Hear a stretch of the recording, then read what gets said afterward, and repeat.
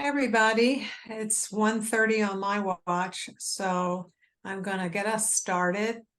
Welcome everyone to our session. And I'm Claudia Parvanta. I'm a professor in the College of Public Health at the University of South Florida.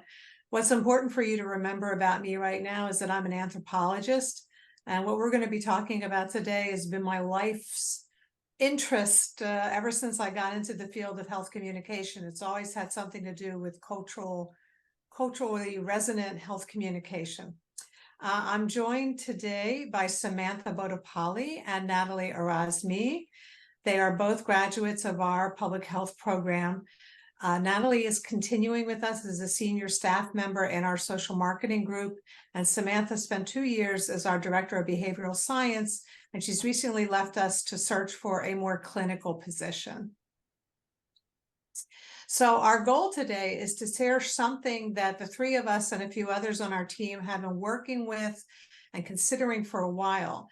And we hope to get your input on this idea, both on its utility as well as your thoughts on what else it might include. And so this is going to be an interactive session.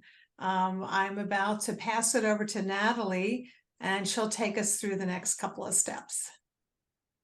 Thank you, Dr. Parvanta, and thank you all for joining us today.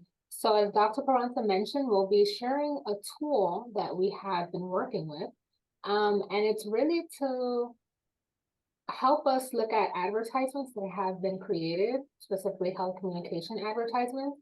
So let's just kick this off by having you all look at this ad meant for Spanish-speaking farm workers in the Southwest of the United States. So I realize that many of us here might not share this cultural identity, but in general, let's just hear what you think about it. I'll give you a quick translation before we dive into a little bit of a discussion. So this advertisement, it says, "Tu familia depende de ti," which means that your family depends on you. And right under it, we have a call to action, which says, "Protege tu salud y continúa apoyando a tus seres queridos," which means protect your health and continue supporting your loved ones. And then right beneath it in bold, it says, "Ponte la vacuna completa contra el COVID-19. So then it says, get vaccinated, get the full COVID-19 vaccination. So in looking at this advertisement, you guys are more than welcome to unmute yourself, throw something in the chat. But what are your thoughts in terms of cultural appropriateness?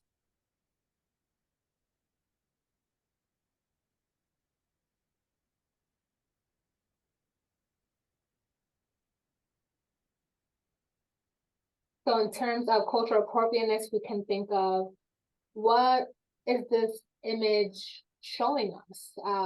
What are the colors trying to convey? What is the call to action? Does this resonate with the community? Are there any thoughts on what we're seeing here?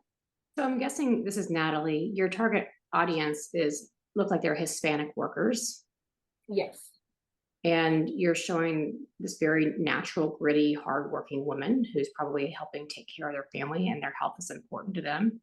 But you're showing that their hands are getting dirty, right? They're having to really think about what they're doing and how that impacts their health and their family's health.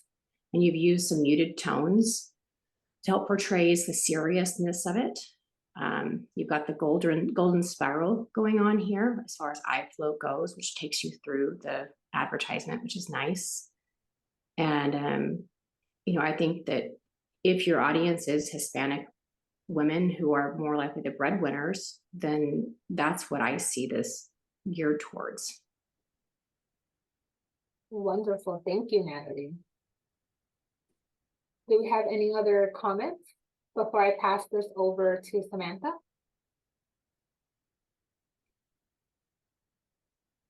It looks like there's some comments in the chat. Let me see if I can get them. I'm going to start on the bottom. Ads in Spanish, which is very appropriate for the audience. Someone said farm workers might see themselves in the ad and understand how it's relevant to them. And then assumes agricultural workers are the audience. And then I also see patriarchal society.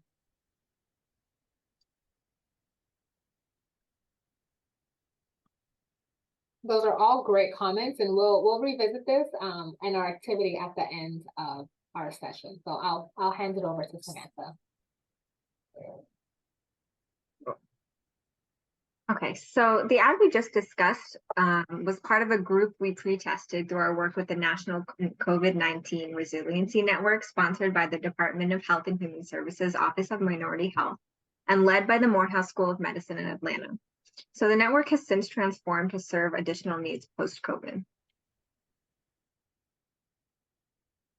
So these are the communities for whom materials were developed by ICF Next and tested by USF and then selected by the Morehouse School of Medicine in collaboration with an extensive network of community partners. I do want to note here that the links in this presentation are live, so you may reference them for more information when this is made available.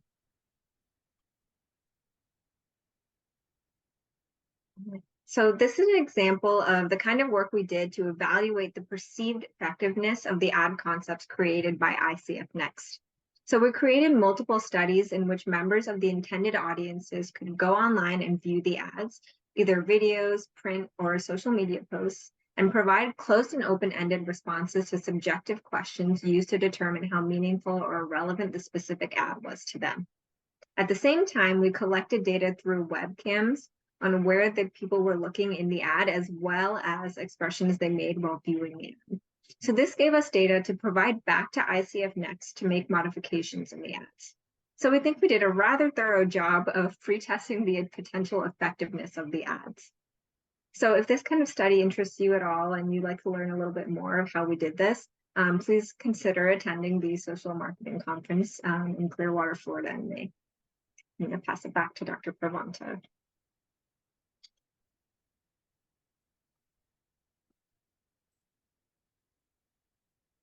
Dr. Parvanta, you're muted. You know, I knew I was going to do that at least once. We were part of a collaborative sponsored by the Office of Minority Health with the instruction to create materials that were culturally appropriate. And as we set out to do that, we thought, well, let's just go look online and see how they are defining culturally appropriate materials. It's actually in the language on which the project was going to be evaluated.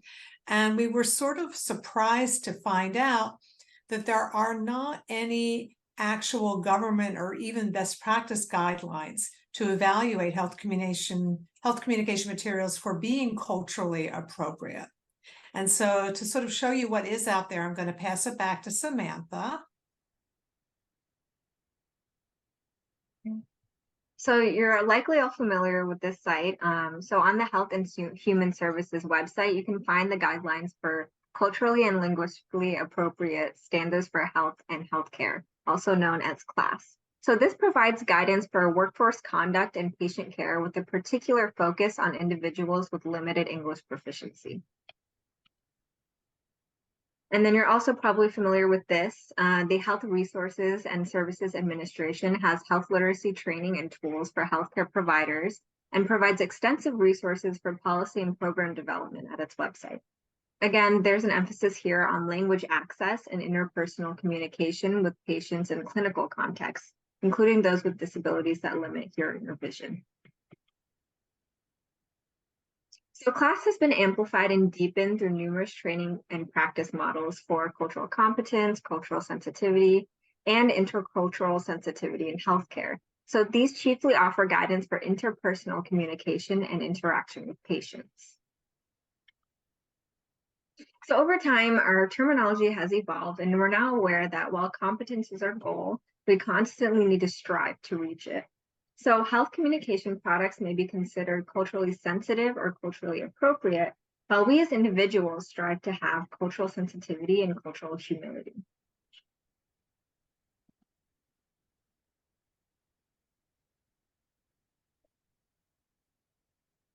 Natalie, you're muted. There it goes.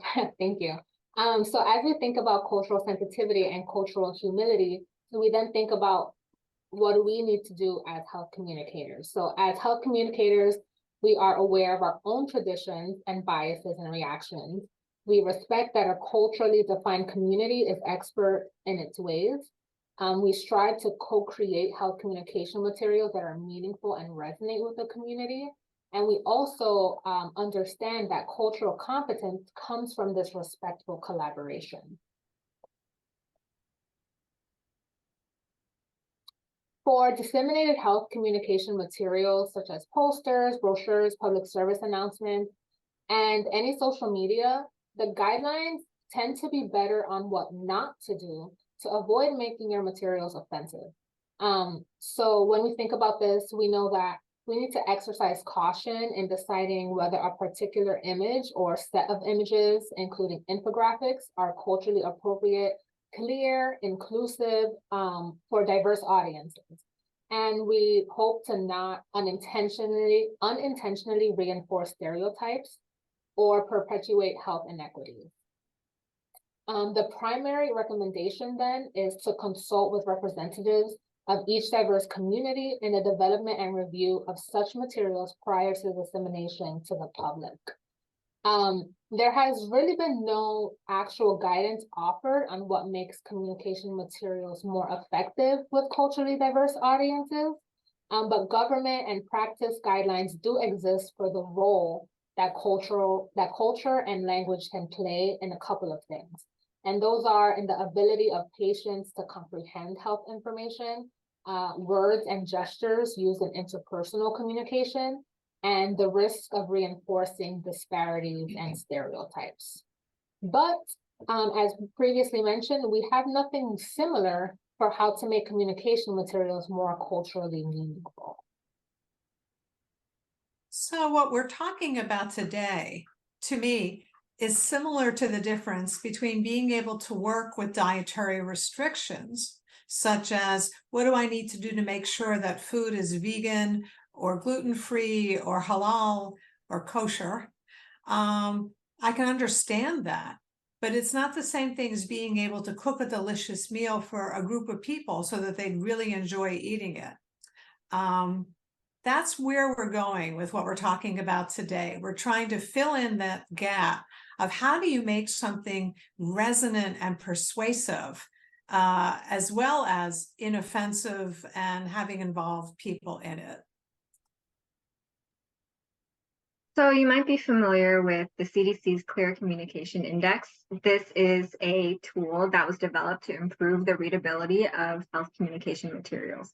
So what we're trying to do is start building a similar tool to make health communication materials more culturally resonant and therefore effective. So we're looking for some general principles that a program manager could apply in either developing new material or considering whether something they have is going to be useful for an audience, but even before pre-testing it with that audience. Sorry about moving on. It's got a very sensitive wheel there. So this is something we've been working on, and we'd really like to share it with you today, as well as its theoretical underpinnings, and see what you think about it.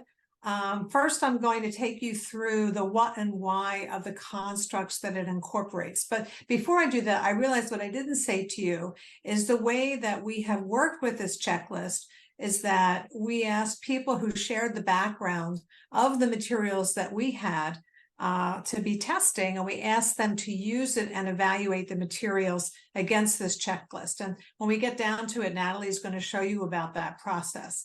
At the same time, when we were doing our neuromarketing research, we're presently trying to do some sort of meta-analytical work to see if we can see any similar responses based on their eye tracking or the facial expressions that are being made. But that's all to come in the future.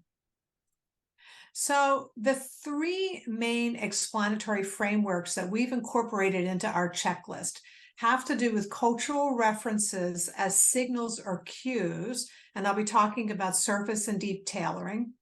We're going to be talking about stories or narratives, and we're going to be talking about construal theory, which is really the newest one for me in the world that I work in social marketing and health communication.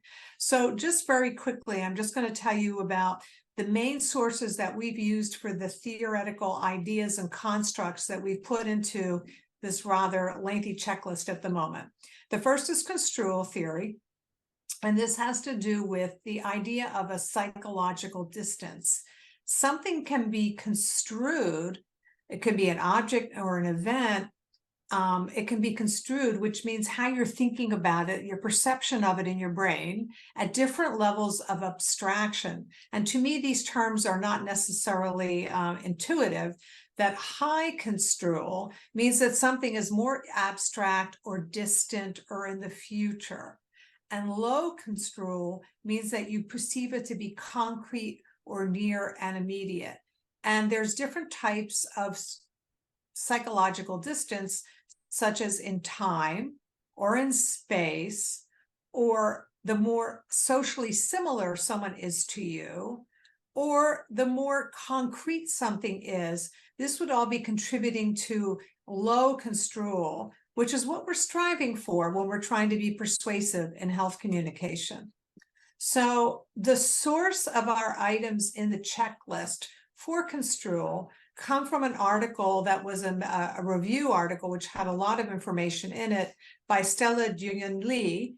And what you can see is the items that we've included in the checklist are these, that it shows how to do something. It shows something familiar, shows something happening soon, shows something happening nearby, shows how to prevent a bad thing. So in other words, in our terms, we might say it was loss framed, where it shows coping with a problem. And those would all lead to lower construal. And by the way, when you get the slides, all of the references for all of the constructs and everything we're saying to you will be in the slides. They're all in the notes pages. Another aspect of construal has to do with the use of language. And this is interesting because there's been a lot of this thrown around pertaining to whole societies as to whether they refer to themselves in an individualistic way or independent way. So the language is you need to do this, you're the one, or is it interdependent? It talks about you, your loved ones, your family, or it talks about a more collective community, we, our community. And in construal theory, this is used two different ways, by the way. So in construal theory, it is considered that the interdependent referencing of your family has the lowest possible construal, with you, the independent or the collective, being higher than that. However, as we go through the checklist, you'll see that the language and how you refer to others comes up again. So those are those elements in our checklist. Those are those elements in our checklist. Next, I'll move on to what we mean by cultural references as signals. And those of you who are familiar with the elaboration likelihood model know that Petty and Chapo suggested that humans process information, in other words, they elaborate on it more centrally when they already care about the topic. And if someone is aware of needing the information, they will attend to it directly and think about it deeply. But if they're not too involved in an issue, they may pay more attention if they recognize themselves by way of the cultural references, such as geographic settings, people's faces, clothing, language, music, and so on. So what I'm showing you in the slide are a few examples from materials produced on colorectal cancer screening. And you can see that they are directed to different groups of people who might be at different risks based on different demographic characteristics. This is digging into what Ken Resnick and his colleagues originally described as surface tailoring, which more correctly these days we would call targeting, because we now use the term tailoring to mean individualized versus a more mass communication. But to use their terminology, surface tailoring would be trying to match the race, ethnicity, and age group for the intended audience. And you can see that very nicely in these ads from the New York City Health Department, which all have to do with this idea of my body, my risk, my rules, use a condom every time. Now, while they've changed the demographics, they've changed the aging, the hairstyles, and all that, what doesn't change here is the call to action or the logic or rationale for the message. So that's why it's really more of a surface targeting or tailoring approach. So that brings us to the checklist items for sociocultural constructs. And for this, we're going back to Matt Kruder and his colleagues' work from the early 2000s And frankly, when you look at the literature, and we reviewed hundreds of articles in order to put this thing together, these are still what I'm going to call the de facto guidelines that most researchers reference. It begins with peripheral strategies, which are these surface factors that I just mentioned. It includes evidential information, which are testimonials from group members or data that's specific to a group. Linguistic, which might be complete translations, transcreation, or just using snippets of language in something. Then it moves on to ideas like co-creation or the involvement of a group in development and testing of the materials. In other words, involving constituents. And lastly, very deeper sociocultural beliefs, values, and symbols. Now, some of the things would be hard to determine just by looking at a piece. You might not know if it was created with the input of constituents, which we'll get to in a minute, unless there's some sort of logos indicating that. In terms of deeper cultural constructs, this is getting to the stuff that pulled me into this field in the first place, which is looking at how a particular group views health and wellness and other social phenomena. So anthropologists like Margaret Mead have been studying cultural dimensions of health for over, probably now it's almost 2 centuries. But it seems that in the United States, we really became much more aware of the role of culture in healthcare towards the end of the Vietnam War, with this breakthrough book, The Spirit Catches You and You Fall Down, which probably almost everybody, I'm sure, in this session read at some point in their life. Around the same time, Arthur Kleinman came out with what became known as the 8 Questions and other mnemonics. These kind of came out around the 1970s to assist practitioners to have a better understanding of some cultural dimensions, including the spirituality of their patients. They asked questions like, what do you call your problem? What name does it have? What do you think caused the problem? If you ask these questions, you might find that your patients have a completely different worldview than you do, and you're going to need to have to adjust how you explain not only their illness, but also their treatment accordingly. So these deeper cultural constructs now also appear to us as, for example, how people approach prospect theory. What are their attitudes towards gain and loss framing? Their various values, and this is where I mentioned to you whether they have more of a societal, collective, individualistic perspective. Do they think about the past or the future as much as the present? How much do they feel is under their control as people, or are they more fatalistic or believe in a greater purpose or a greater deity in charge of their lives? How comfortable are they with emotional displays? And as Natalie even mentioned at the very beginning, what do the various colors mean to them? And these are factors that we have to use with caution because they really risk being applied based on stereotypes. But I will mention that the American Cancer ACA National Colorectal Cancer Roundtable created these really nice messaging packages, which are based on marketing research with groups and individuals. But you can see it's this messaging guidebook, and it really gets into using or applying some of these deeper cultural constructs in how the messaging is being done. So that gives us some of our checklist items for the deeper sociocultural constructs. A lot of them are coming from the original source article was by Hofstede in 2001, and this includes some of these ideas of power inequality, masculine, feminine role, gender definitions, short versus long-term orientation. And then the newer ones are coming from Naomi Tan and her faculty mentor, Hunyi Cho, who proposed this cluster in 2019, looking at work done with Chinese Americans and cancer. So they also brought in the idea of acculturation, which has to do with how long a group has been in the United States or some other country and how much they began adopting their new country's way or perspectives and values.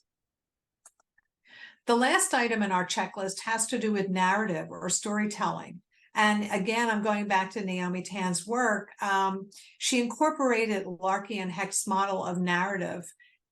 Narrative is, of course, the basis of entertainment education, which can be as elaborate as television shows. Let's just put out, Hollywood Health and Society from CDC and other donors works with television shows to try to incorporate negative behaviors and negative consequences and positive behaviors and positive consequences in the actual production. Or it can be as simple as, let's say, a photo novel or even just one picture, but that picture looks like it's a snapshot from a longer story. So narrative allows us to embed the cultural elements in a more natural way. And of course, they add the flavor that makes the story more relevant and memorable.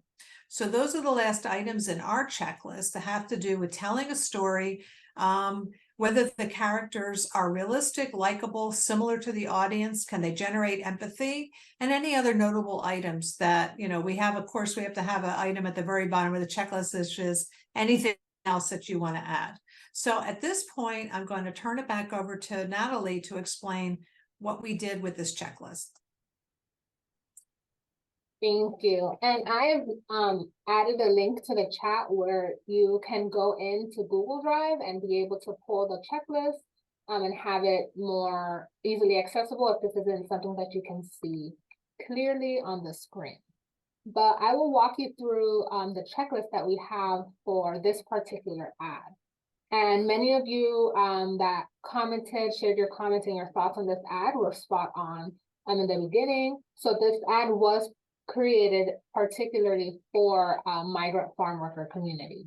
Now, there were a few other advertisements in this package that had other images, but this image itself did score the highest on our checklist. So I'll walk you through some of the responses to here. So for the first, on our section on control itself, we have our questions of showing how to do something and why to do something. And for both of these questions, we have selected yes. And the yes was selected because on this advertisement, it tells people to talk to someone to find out where to get the vaccine. It's right on your bottom left hand next to the QR code. And on the bottom of the ad and under the QR code is a link where people can access to find out where they can get their vaccines and schedule their appointment. And it shows as well why to do something. So as I shared in the translation earlier, the call to action shares that getting vaccinated will protect you and in turn help you support your family who depends on you. Now we move into whether or not it shows something new or novel and something familiar. So you'll see that for novel, we have selected no, but for familiar, we have selected yes. Now, at the time when this advertisement was developed, we were a few years into the pandemic. So mentioning COVID-19 was not something particularly new to this community. Hearing about it was not new or novel. However, this was something that was familiar given the closeness of it. And then we move into whether or not this was something happening now or something happening nearby. And for something happening now, we have that as yes, because this is something that they can do now. This is an action that they can take now by getting vaccinated to protect themselves and their family. Now, was this necessarily happening nearby? That would really depend on the person viewing this and their situation, their proximity to their vaccination site.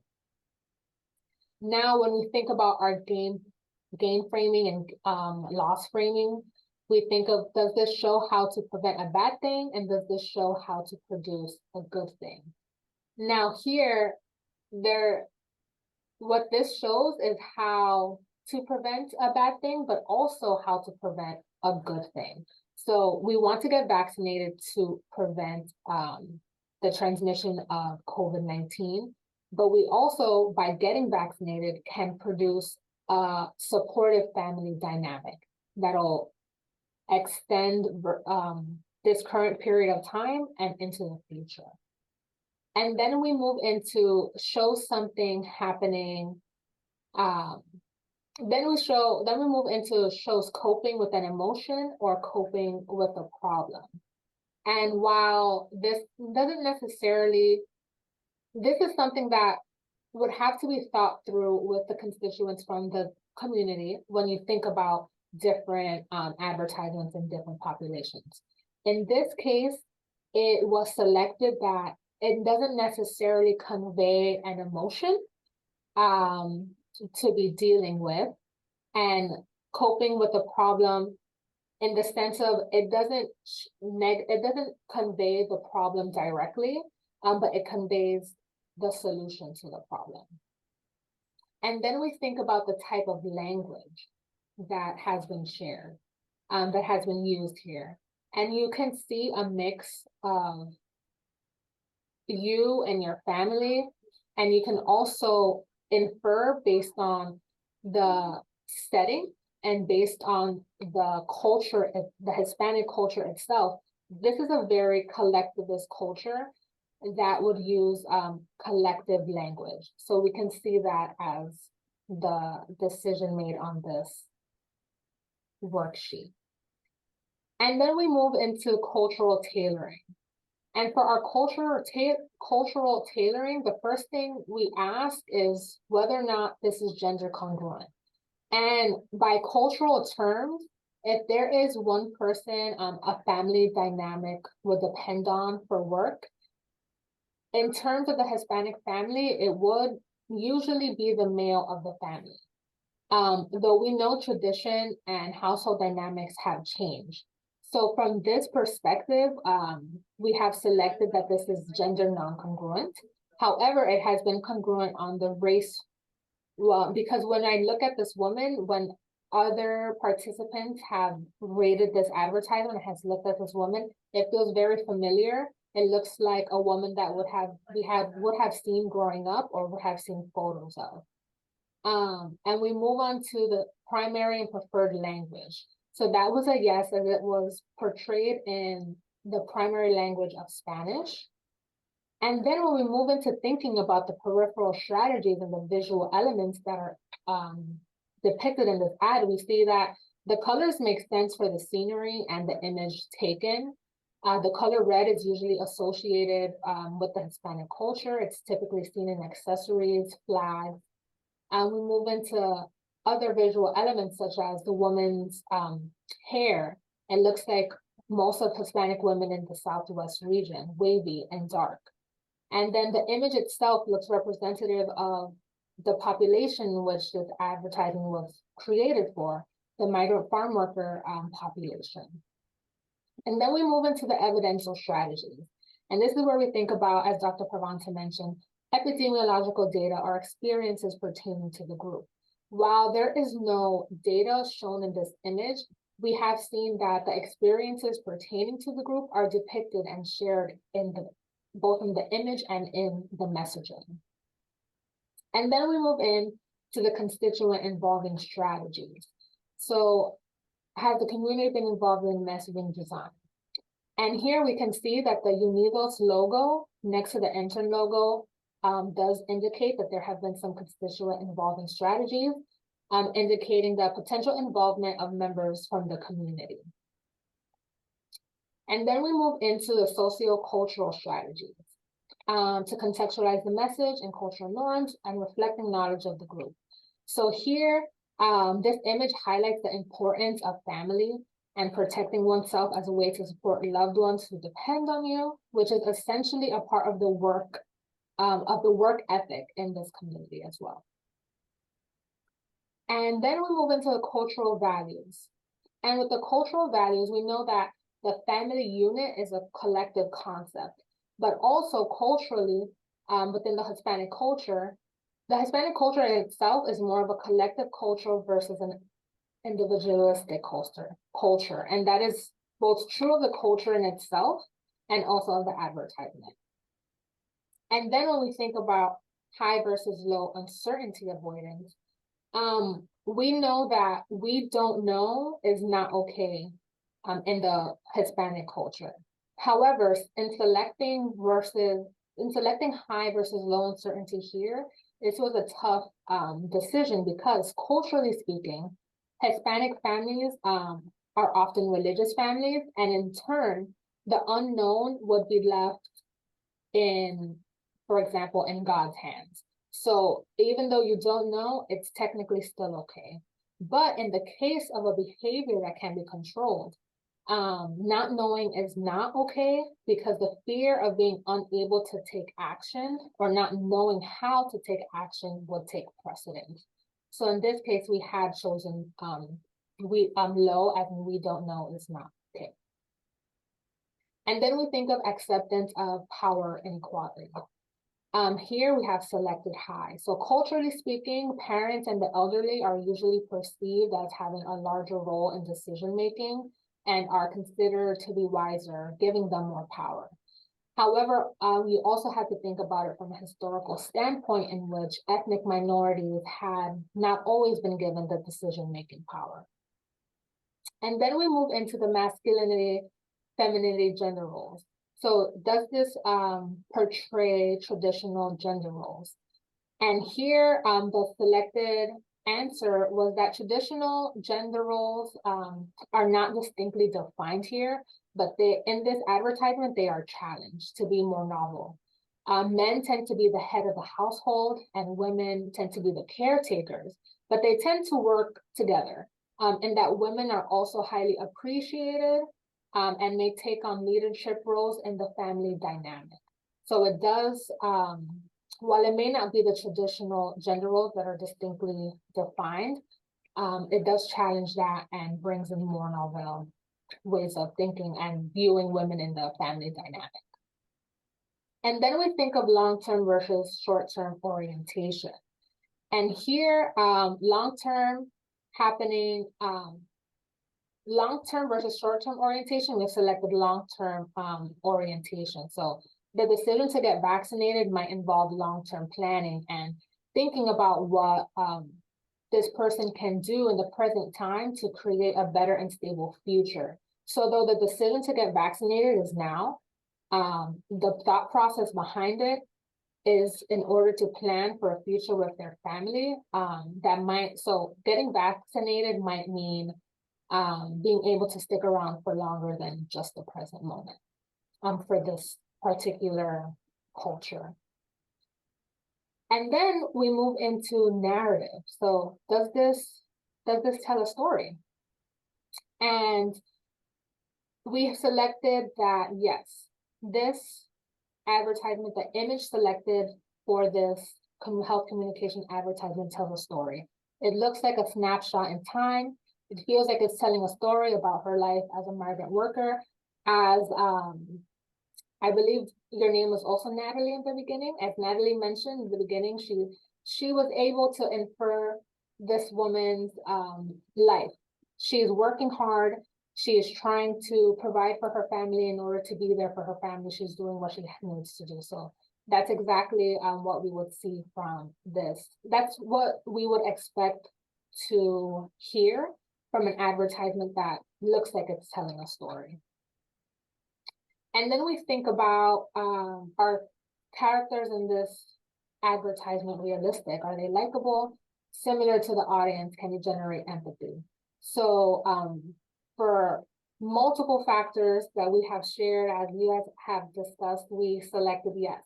The characters in this advertisement, the woman selected, the image selected, the colors, everything put together, it does reflect the audience member who looks at this, who pertains to this community, can look at it and resonate with it and be able to help inform a decision on whether or not they'd be interested in getting vaccinated. So now we would invite you all to try out the tool in a way that it's a more refined version. So we have a poll for you all, which we shared earlier in the chat, but I'll share for you all right now as well. You'll be able to access this poll and think about this advertisement. So this advertisement that you're seeing right here is another advertisement out of the package and the project that we were working on with the Morehouse School of Medicine. And it was created for the Haitian community. And we've had members of the Haitian community test out our checklists with this advertisement similarly that we've had with other communities. just as the Hispanic one that we had just shared previously. So we'd like to give you all a chance. Oh, sorry, I thought someone was saying something. So we'd like to give you all a chance to take a stab at just the beginning portion, since we understand that not everyone here would identify as part of this community, but the construal portion of it might help you in thinking about certain aspects of the advertisement on whether or not it shows how to do something, why to do something, or things that are familiar. And then you'll have 2 questions in there that'll also ask you about the peripheral and evidential strategies. And these are things that if you have proximity to the culture, if you are a member of the culture, you can pick out items within the picture and just type in a few words that you think might resonate best with the population. And I'll let Dr. Parvanta or Sam jump in whenever, if there's anything else that we'd like to discuss as you guys go through that poll.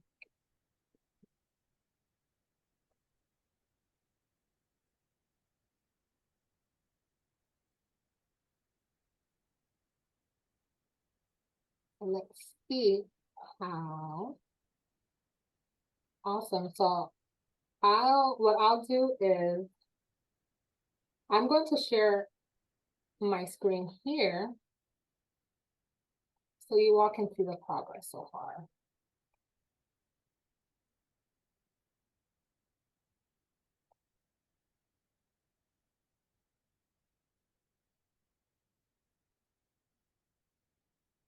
I am monitoring the chat, so once we finish this poll, maybe we could go over some of your comments and discuss a little bit.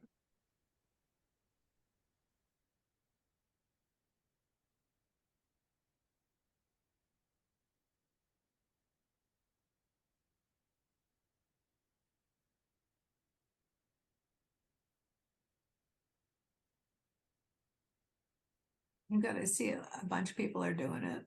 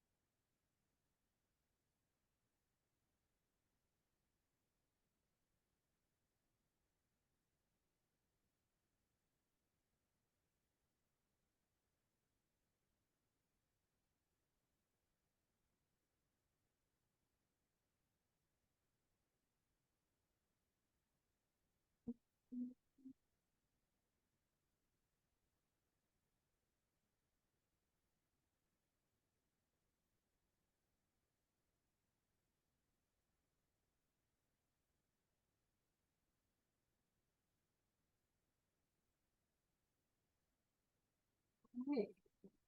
So as you all continue taking the survey, I see there are 13 surveys completed with 17 underway. Are there any initial thoughts that anyone would like to share as you went through completing the first section of this checklist? Feel free to unmute yourself.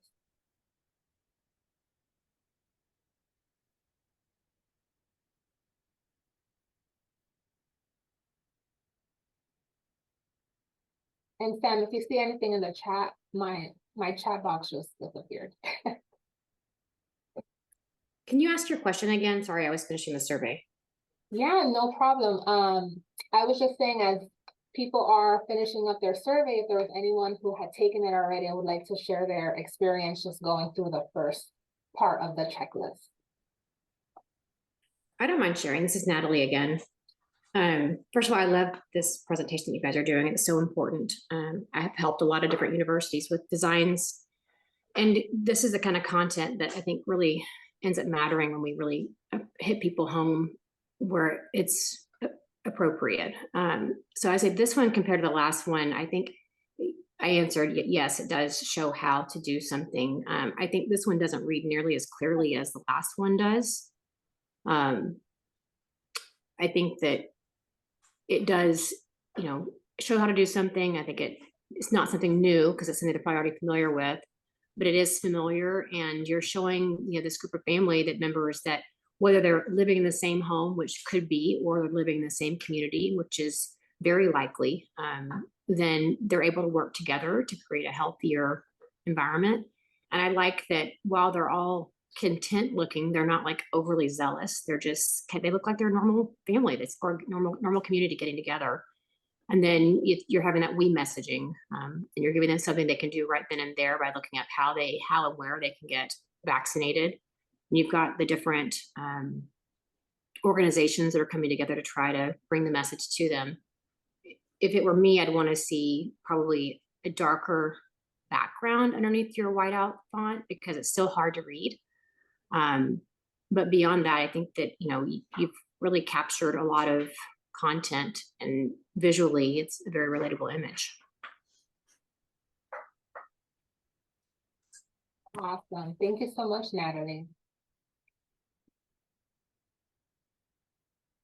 Yeah, these are advertisements that we, as Samantha shared in the beginning, we worked with the Morehouse School of Medicine and the ICF Next advertisement agency and testing. So we worked hand in hand with testing these out, and these are the advertisements before their final the final version. And when we are able to share a presentation, in that link that's in one of the slides, you'll be able to see the final toolkits that Morehouse and ICF developed to share out these communities.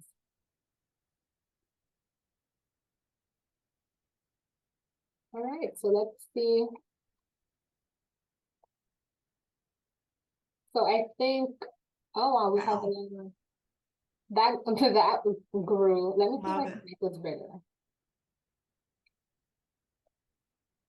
All right, okay. So we're pretty split on shows how to do something. Let's see, is there anyone who would like to share their thought process behind selecting this response?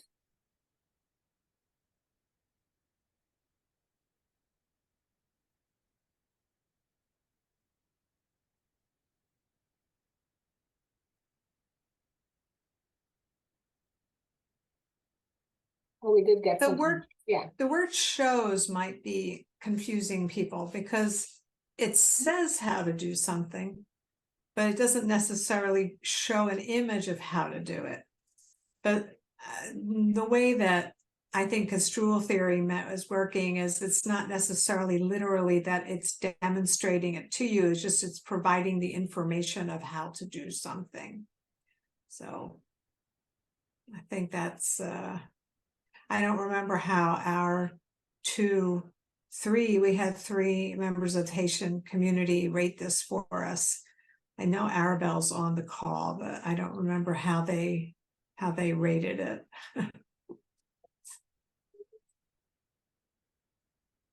Yes, I think since we have had more time sitting with the checklist, I believe that they rated it that it does share how to do something in terms of like giving the resource.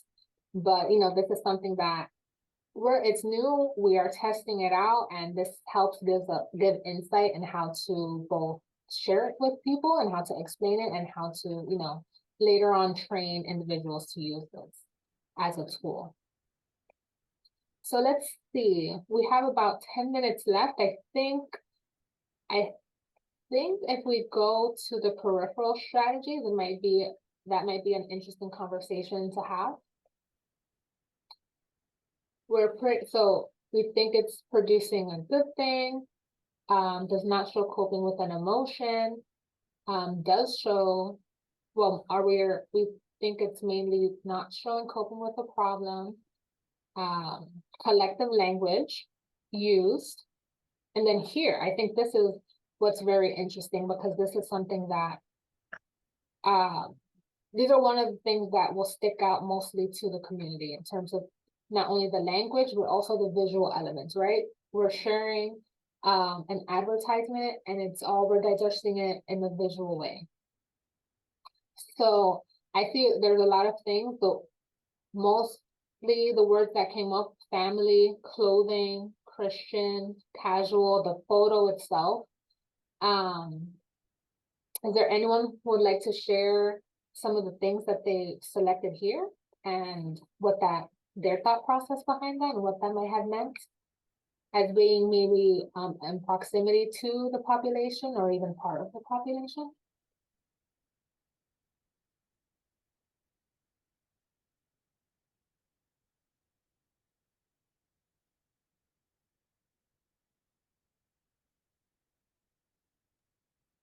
So I do want to jump in. So I'm reading Yeah. some comments here that, it doesn't show, the ad doesn't really show things. It's more like telling, and some of the stuff is in really small font. That was a lot of the feedback that we got when we pre-tested these ads, and it's something that we passed along, and hopefully it shows through in the final versions of these ads.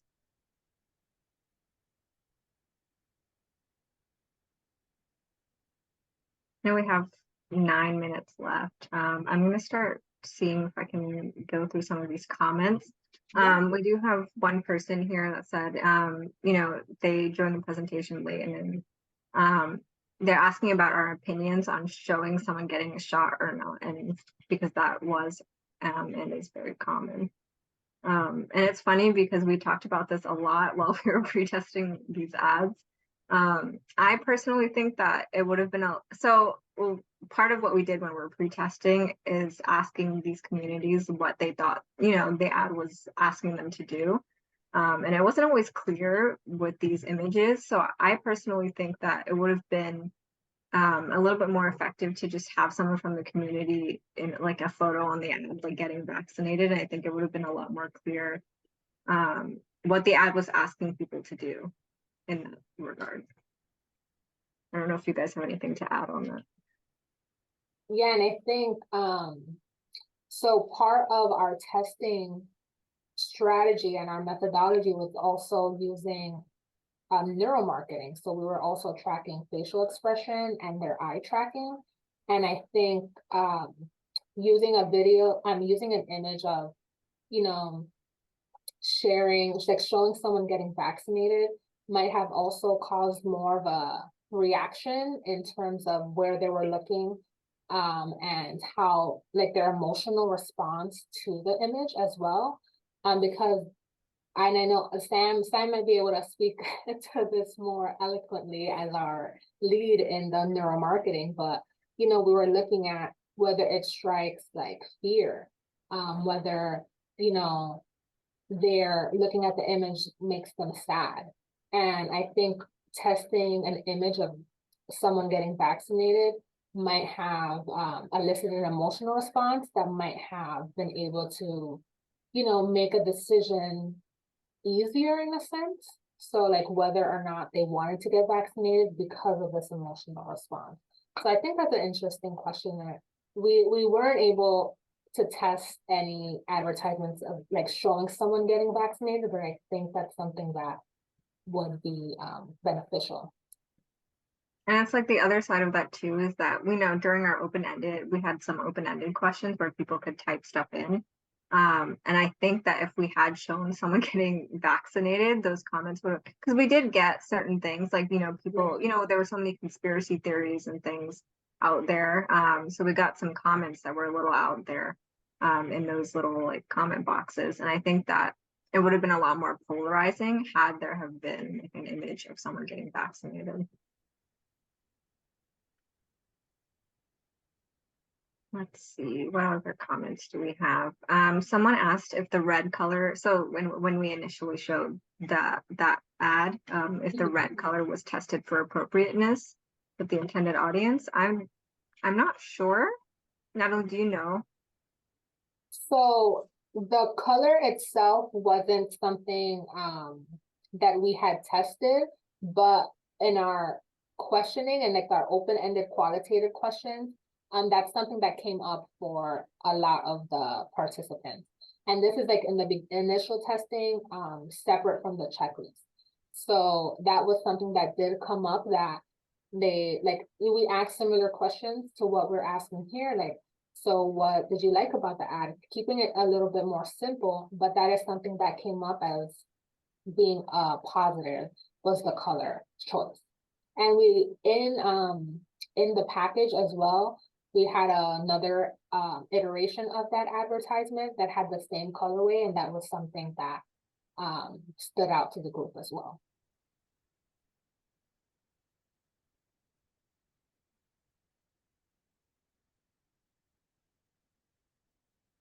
Do we have any questions? Are there any questions about the study itself, this checklist,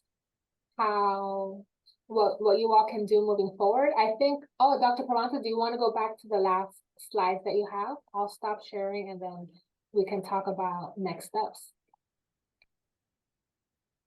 Yeah, thanks, Natalie. I was just going to show folks, this was the male version of the poster.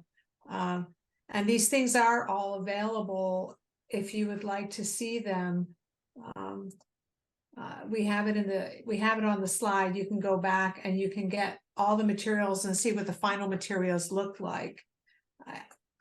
So let me just pull up the last couple of slides for you guys, because what we were hoping to do, next steps, oops, I don't want to do that for sure.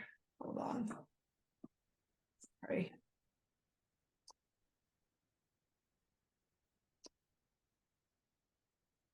What we would like to do is we would like to try to get anyone who's interested to participate with us in trying out the checklist with a group of people with whom you're working, maybe different cultural groups with which you're working, and seeing if this helps you in trying to create or evaluate materials as being appropriate for that group. Sort of a long process, because you have to engage with that group and you have to get a few people who are willing to learn how to use it. You have to explain it to them and go through it. Of course, with us, we're working with our graduate students. We have a wonderfully diverse graduate student body that we could find everyone we needed pretty much for the materials that we were testing among them. But we see this as a process, and it would just be really nice if we could get a large group of people working on it. And then the next thing we would do would be to, am I sharing my slides with you guys? No. Okay. There we go. And so then the next thing would be that maybe we could put together a proposal, we could collect some more data, we would standardize the checklist, and then we could ask CDC or NCI or one of those groups to develop it and make it available, like the Clear Communication Index is available. So I think it's just going to take a lot more effort. But what I would like is that we're not sort of still in the same place we were in 2003, so 20 years ago, where, believe me, I've worked as a consultant, and the consultant for whatever company you work with, you're going to go out, you're going to test it, with some groups, possibly the way we did it, or you're going to do focus groups, and you're going to come back, you're going to try to convince the client this is what works. But the client still at the end of the day is going, oh, gee, I don't know if I like it or not. And I want to have some other tool that we can give to agencies. So I'm really thinking like at the state, federal, even county public health agency level, of having something beyond taking my word for it as your expert, that this works with the population that I'm working with. And here's the proof, because I tested it with, these 8 focus groups that I did, or however things are being tested, to just sort of bring another tool into the dimension. The last things I'll point out to you guys is, if you would like to, we also have a journal, the journal Healthcare, which is still open for article submissions about what did we learn about health literacy and health communication during the COVID-19 pandemic, not the COVID-10 pandemic.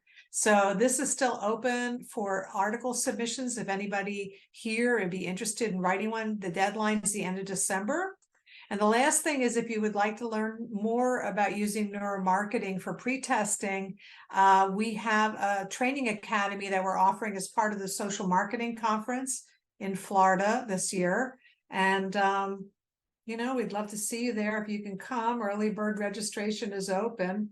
And we'll be doing the training academies. And the second one, we always have the basic one, but we also have one where we're going to teach you how to do eye tracking, facial expression analysis in a couple of days. So you won't be experts, but you'll at least have a flavor of it. So that's really what we have for you guys. And it was a pleasure being here. I think if anyone is interested, you know, from the slides, just contact us and we'll try to put together a working group to go forward with it. And I believe our time is up. So I don't know what happens, like if we all turn into a pumpkin or what at this point, but in the chat, Hannah, if you're still here, can you clarify which link would you like?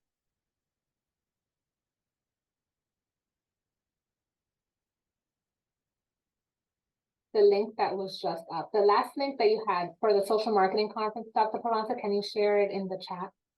oh, that one. Okay, sure.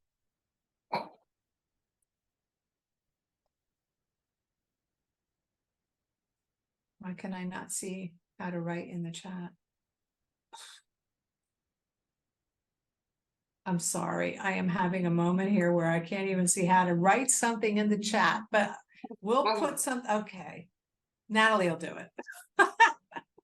It's WSM conference, Natalie, WSMconference.com/Florida-2024. That'll get you there. Oh wait, I just let me get specifically to the training academy. I got it. Perfect. There you Thanks. Yeah, I was like, why It can't worked. I find the chat? Okay. go. No, I couldn't find the chat either. Until now.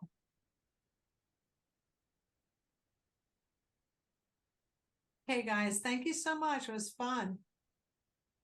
Thank you. Thank you.